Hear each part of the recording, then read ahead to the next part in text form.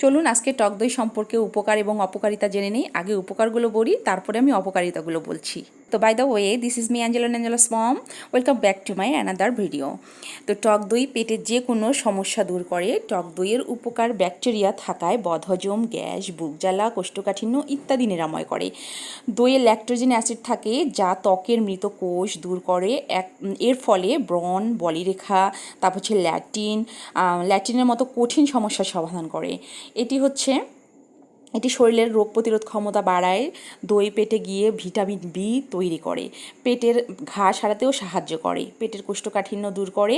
অকাল চুল পাকাও বন্ধ করে। তো বুঝেছেন টক দইয়ের কত উপকার।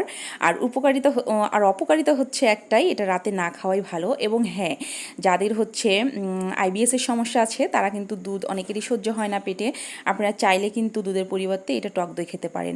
এবং যাদের একদম খুবই গ্যাসের প্রবলেম, আর যদি টক দই ঘরেই থাকে 2 চামচ আপনারা টক দই খেয়ে নিতে পারেন, সাথে সাথে ইনশাল্লাহ আপনারা উপকার পাবেন।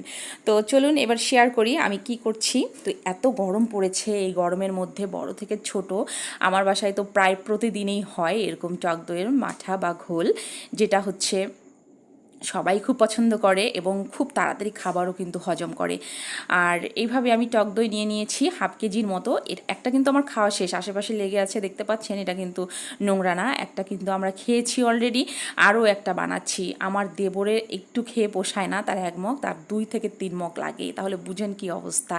তো এইভাবে আমি টক দইয়ের মধ্যে বেশ কিছু লেবু দিয়েছি, 4-5টা, হাফ কেজির মধ্যে 4-5টা লেবু দিয়ে দিলেই হবে। দিয়েছি হচ্ছে গোলমরিচ টালায় রাখা হলো গুঁড়াটা। তারপরে দিয়ে দিয়েছি আমি চিনি স্বাদ মতো আর লবণ।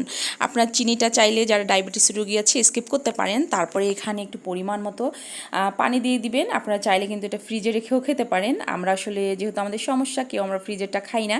আর কলের পানি চাপলেই এতই ঠান্ডা বের হয়, এটা দিয়ে আমাদের হয়ে যায়। আলহামদুলিল্লাহ এত মজা করে খেয়েছি, আর এই গরমে তো এটার কোনো জুড়ি নাই, এত মজা। পেটের জন্য কিন্তু খুব ভালো, ঠান্ডা রাখে শরীর মন সব কিছু। তো এইভাবে আমাদের কিন্তু ভাগাভাগি শুরু হয়ে গেছে। আমাদের আয়রা বেবি এইভাবে দেখছেন নেওয়ানি শুরু করে দিয়েছে।